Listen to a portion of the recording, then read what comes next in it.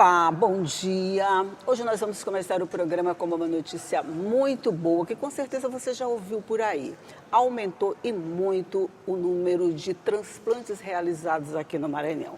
E por que aumentou esse número? Porque aumentaram os doadores. Só para a gente ter uma ideia, assim no comecinho, em 2022, bem aqui pertinho, a gente tinha cerca de 12 doadores.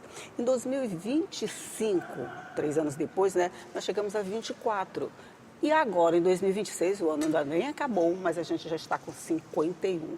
São números que estão crescendo assim, que já elevam o percentual do Maranhão a mais de 500% nesses anos. E é sobre isso que nós vamos falar no programa de hoje. E quem veio conversar com a gente para nos ajudar a fazer o café, para nos dar todas as informações, foi a doutora Heloísa Lima, que é coordenadora adjunta da Central Estadual de Transplantes. Bom dia, doutora Heloísa, seja bem-vinda. Bom dia, querida. Muito obrigada. É uma honra voltar aqui ao café, para a gente falar sobre um assunto tão digno, que a gente está falando de vida.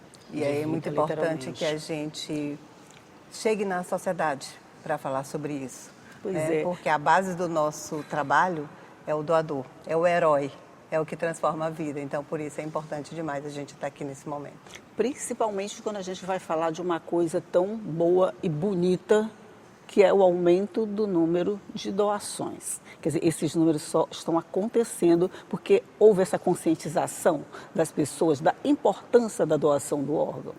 O nosso estado, ele transplanta desde o ano 2000, Mas, assim, a gente nunca teve um apoio tão forte com relação ao nosso serviço. A gente assumiu em 2023 o doutor Iago, na coordenação geral, eu fiquei na coordenação adjunta, e a gente conseguiu mostrar números e o governo também nos ajudou na mídia. Porque transplante não adianta ter profissionais especialistas, não adianta ter tecnologia, não adianta ter hospital, se eu não tenho um doador que está na sociedade. Então, o fato da mídia ter dado palco para a gente, para falar sobre isso, fez essa realidade mudar, porque a gente precisa do doador para que o transplante aconteça. Sem o doador, nada feito, porque como a gente está falando, é transplante, é tirar de alguém e colocar em outro alguém, Mas a gente sempre teve, eu acho que a questão do preconceito que atrapalhava muito esse meio de campo, para falar aqui numa linguagem muito popular, As famílias achavam que não podiam fazer a doação de órgãos porque não podiam enterrar o seu ente querido mutilado. Esse conceito, essa concepção mudou ao longo do tempo, doutora? Sim, mas a gente ainda é um gargalo, Porque não chega essa informação para todos. Por isso a importância da gente estar aqui para divulgar isso. Falando sempre, Porque assim, a gente tem plena consciência de que as pessoas não doam, não porque são ruins, mas porque não tem informação. O transplante, ele começa com informação. No momento que você sabe que você, no momento mais difícil da sua vida, que você está perdendo seu ente querido, você não vai deformá-lo, Você vai poder velar com o caixão aberto, E que ele faz a doação, mas que é feita a reconstituição daquele corpo. Sim. Então, as pessoas no velório só vão saber se ele é doador se a família quiser falar. Porque não, é como se fosse um paciente que morre dentro do centro cirúrgico. Todo paciente tem paciente que morre em centro cirúrgico, ele vai operar, Então, se faz a cirurgia, morreu, se faz a reconstituição. Exatamente. E entrega o corpo para a família. Exatamente. Inclusive, a gente tem até um momento que, se a família quiser olhar, na hora que a gente vai entregar o corpo, a gente mostra a cicatriz, essa cirurgia. Mostra a reconstrução do corpo, como ele ficou, quer dizer, ele vai dignamente do jeito que queria qualquer pessoa que não doou. Certo. Vai ser velado com o caixão aberto tranquilamente. E só se a família quiser falar que ele é doador, para poder as pessoas do velório saber. Você diria que apesar desse nosso crescimento, que foi considerável, se houver uma maior conscientização, a gente pode avançar ainda nesses números, não pode? Nossa, é a intenção. Inclusive esse café me dá essa oportunidade de falar com a população. Então, falar assim, em 2022 a gente ter 12 doadores, em 2025, 84, hoje, 2026, a gente está com 51. A gente tem que chegar no 100. Entendeu? E isso só depende de quem? De quem está nos assistindo, É verdade. Então, a gente está aqui para falar isso.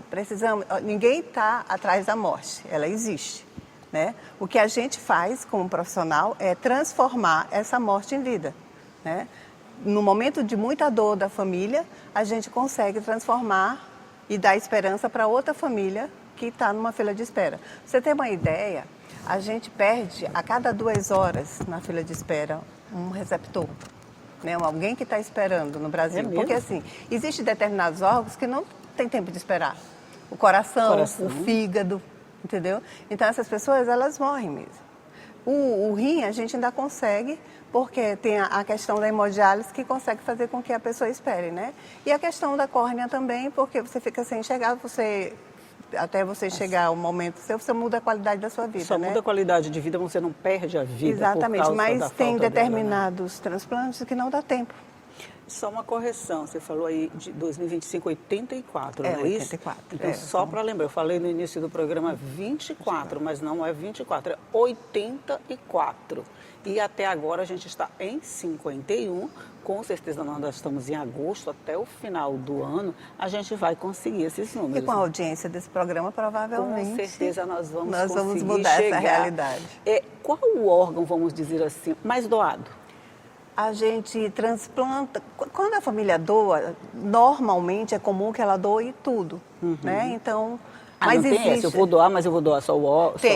Tem, a família escolhe. Tem família que faz a opção de não doar coração, tem família que faz a opção, a gente não consegue entender, mas acontece, de não doar as córneas, entendeu? Então a gente deixa a critério, tanto que no nosso formulário a gente descreve o que a família está doando ou não. Mas o comum é que doem tudo, certo? Mas o órgão que mais a gente transplanta é o rim. É como a gente explicar por quê. Porque além de ser 2, quando a pessoa doa 2, vai um para cada receptor, também tem a vantagem de que a pessoa consegue ficar na fila de espera esperando por conta da hemodiálise, né? Esperando, né? E a córnea, como tecido, que ela não é considerada órgão, ela é um tecido, é que mais transplanta. No ano passado, a gente transplantou 500 e poucas córneas. Hoje, 2026, a gente já está com 320. Né? Então, a gente pretende passar também o recorde de 500 e pouco para mais, né? Mesmo fazendo essa quantidade enorme de transplantes, a gente não consegue ainda zerar essa fila, né? Olha, é pretensão nossa, até o final do ano, a gente zerar a nossa fila de córnea. Porque o zerar a fila de córnea significa você fazer com que as pessoas esperem até 2 meses. Não significa não ter ninguém na lista, né? Significa que você vai ficar esperando só 2 meses para ser transplantado. Aí isso é considerado já um zero, fila, né? Zero. E vários estados do país já tem isso e a gente está correndo atrás desse resultado que a gente acredita que a gente vai conseguir. Porque hoje, 2026, a nossa fila, quando a gente assumiu era quase 1.000, a gente está com 240 na nossa fila. Entendeu? Então, assim, a gente está acreditando que até o final do ano a gente vai atingir fila zero e é uma política nacional. O Sistema Nacional de Transplante está trabalhando isso em todo o Brasil e o Maranhão ficou um pouquinho na frente porque a gente começou antes de fazer isso, né? A gente só cresceu agora quando o Brasil resolveu trabalhar isso. E aí a gente está nesse objetivo de conseguir fila zero para transplante de córnea, se a gente continuar com as doações. A gente, desde 2023, quando a gente assumiu, a gente só tem recordes. E esse ano a gente teve o mês de julho a gente teve 62 transplantes de córnea, coisa que a gente ainda não tinha vivido há 27 anos de Central. Imagina, foi uma emoção então, para assim, vocês, né? Não, é um espetáculo, né? Então, divulgar esses números, assim, há muitos anos atrás a gente tinha vergonha do nosso resultado. Hoje a gente tem um orgulho imenso. Imagino. Porque é a nossa população, 22 foi bem aí, a gente tinha 12 doadores. 12. Você faz a gestão, né? A gestão e o apoio do governo fez a diferença. No momento que a gente mostrou os resultados, a gente conseguiu estar aqui num programa desse falando sobre isso. Dando esses números maravilhosos para todo mundo ficar mais, vamos dizer, incentivado. E a gente vê a mídia muito em cima. Essa semana mesmo a gente teve TVs lá na Central, está sempre chamando para a gente receptores para estar falando sobre isso. Então, assim, a população se acostumou mais com o assunto, né, com o tema. É verdade. É a questão de naturalizar o ato. Exatamente, de mais ou normalizar o menos que por antes aí. era considerado uma exceção. Mas a gente vai fazer só um intervalinho, vamos tomar água, vamos tomar café e vamos continuar falando. Só um minutinho, eu volto já já.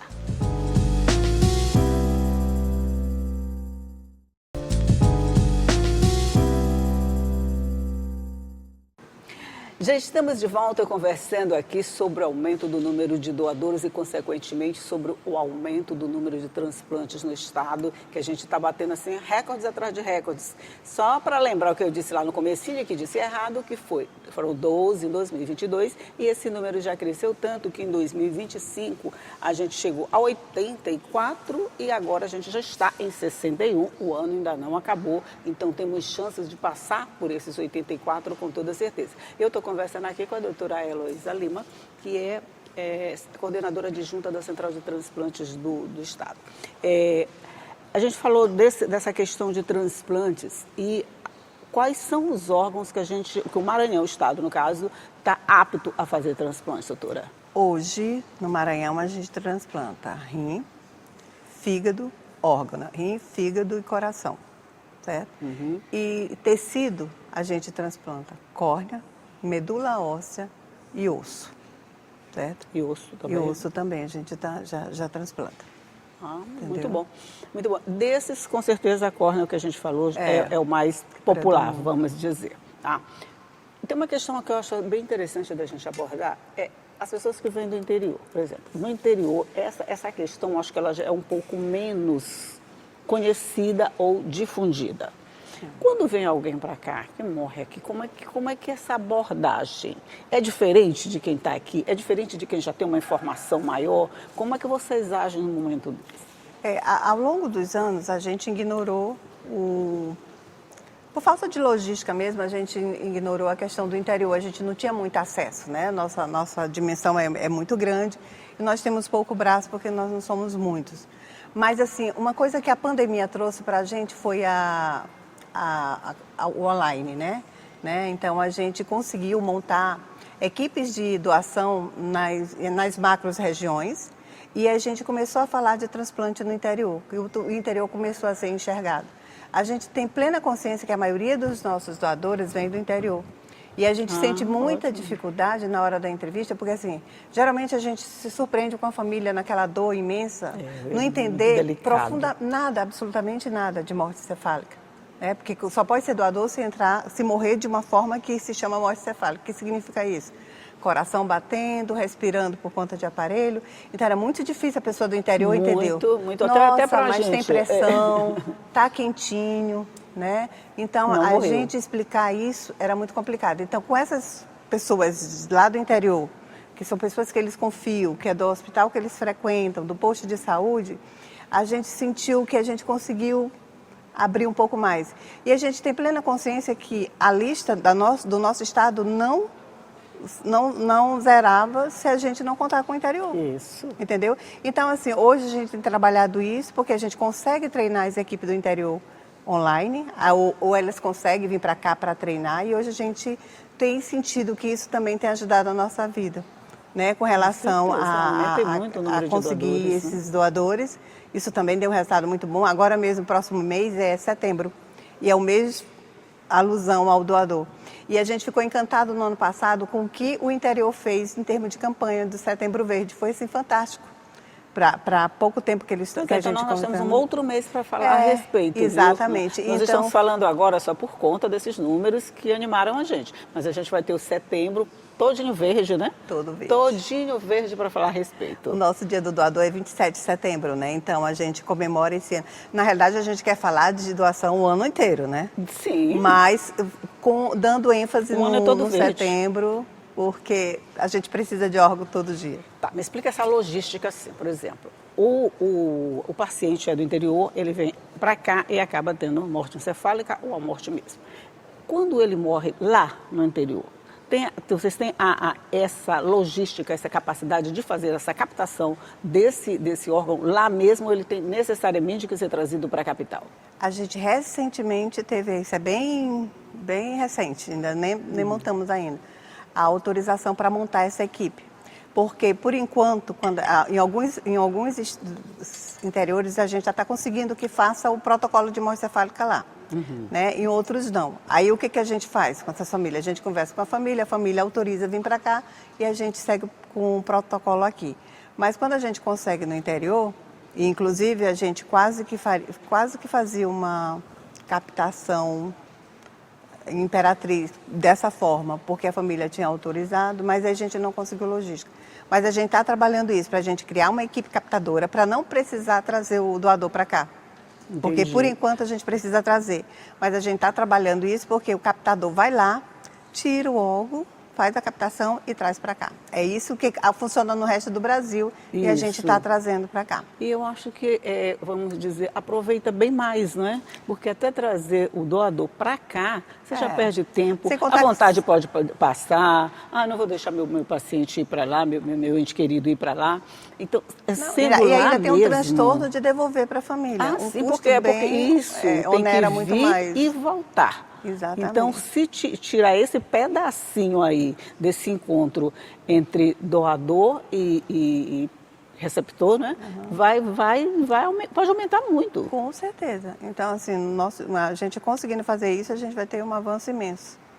Mas a gente está falando isso, doutora, de órgãos que podem esperar assim para ser tirados aqui, trazidos de lá, tirados aqui, essa coisa toda. Agora tem órgãos que não podem esperar, né? É no caso que a gente fala, assim, porque por isso essa triste notícia de a gente falar que a cada 2 horas morre alguém na fila. Porque assim, a demanda, transplante virou vítima do próprio sucesso. Cada vez mais ele é indicado e cada vez menos a gente tem doação. A gente ainda tem um índice enorme de negativa familiar. Entendeu? Então, a gente está sempre precisando mais de órgão do que a gente consegue obter. Então, por isso, a gente tem essa dificuldade, entendeu? E por isso a importância de estar falando para as famílias, conversarem de doação no momentos assim, normais, café da manhã, almoço, jantar, a gente naturalizar não tá falando de morte, isso, não, exatamente, gente, não tá deixar falando de vida mesmo, para deixar no momento triste. Né? Então, se você decide, a família, na hora que a gente vai fazer a entrevista familiar, é muito simples. Não, eu vou doar porque ele queria. Era o desejo dele, é o último desejo, aí ele quer. Mas quando a família não sabe, vem um receio. Será que ele queria? Eu não sei, eu tenho essa dúvida, né? Para querer, por exemplo, eu sou doadora. Eu sou doadora oficial de medula, né? Que é aquele que a gente precisa estar cadastrado, né? Sou cadastrada, ótimo. Mas para esses outros órgãos, precisa de cadastro? Precisa de... Antigamente tinha uma carteirinha, né? Que dizia lá na própria identidade que você era doador. Hoje não tem mais isso. A pessoa precisa, a família precisa saber que aquela pessoa queria ser doador? Precisa. Infelizmente, é assim, a doação começa pela informação, ela precisa informar a família, não adianta, eu sou doador, mas se eu não falo para o meu marido, não falo para o meu filho, não vai resolver. Né? Se eu escrevi na minha carteira, porque teve uma lei no passado que nem chegou a funcionar e que não deu certo, porque as pessoas ainda não eram esclarecidas com relação à doação, não resolve. Quem decide é minha família. Então, é muito importante que minha família... Por isso é que a gente bate na mesma tecla. No Brasil, quem decide que é doador é a família. Se eu for doador e meu marido não for, sem vida, eu não conseguir convencê-lo, provavelmente eu não vou ser doadora. Porque ele vai prevalecer a vontade dele. É uma falha que a gente acha na lei, mas como a gente não tem como resolver. A gente tem que conversar em família e tomar essa decisão. Porque mesmo que minha carteira tenha lá, sou doadora, se meu marido, na hora da minha morte, não quiser doar... Não autorizar, não tem. Não vale. Não tem documento que vale. Você pode eu aconselho quem quer fazer isso, pode colocar. Tem a EDO também, que é uma coisa que você faz no cartório, uma declaração. Porque faz no cartório tem validade? Não tem validade. Tem validade para divulgar, mas não para decidir, né? Então, assim, é importante que você faça para que as pessoas tenham conhecimento do que você é. A gente já teve caso de pessoas que não sabia que o ente querido era, mas que um amigo falou, mas ele me falou que queria. E na hora da entrevista familiar, a família decidiu doar, porque o amigo sabia da informação. E tem casos também que ninguém sabia e mesmo assim a família resolveu doar? Sim. E tem caso que ele não era doador. Eu já tive uma entrevista familiar com reversão, porque quando a gente faz treino, né? A gente precisa treinar para fazer entrevista familiar. Qualquer profissional de saúde pode fazer a entrevista familiar, que para mim é o momento mais delicado e mais difícil de todo o processo. Muito. Mas eu já consegui reverter caso de que o marido sabia que a mulher não era doadora e disse que não era. E aí, na entrevista, eu cheguei para ele e falei assim, mas em que momento ela falou isso? Ela foi esclarecida do quanto que era importante. Aí fui explicar a vantagem e ele voltou atrás. Então, ele entendeu que a mulher dele decidiu que não era doadora no momento que ele não teve esclarecimento de nenhum profissional com relação a isso. Então, isso é legal. Isso é bom que todo mundo saiba que qualquer um pode ser doador. Por exemplo, se eu não sou oficialmente doador, nunca conversei. Eu nunca disse isso também, acho que eu nunca disse isso. A gente não para para pensar. Quem para pensar na morte? Não para para pensar nisso, né? Eu fiz o cadastro de medula, porque foi uma campanha, eu me lembro de uma época, a gente acabou fazendo aqui, quase muita gente fez aqui. Mas assim, para você sentar na mesa do almoço, do jantar, ou do café da manhã e dizer, olha gente, quando eu morrer eu quero doar, ninguém fala isso, porque ninguém pensa na própria morte, né?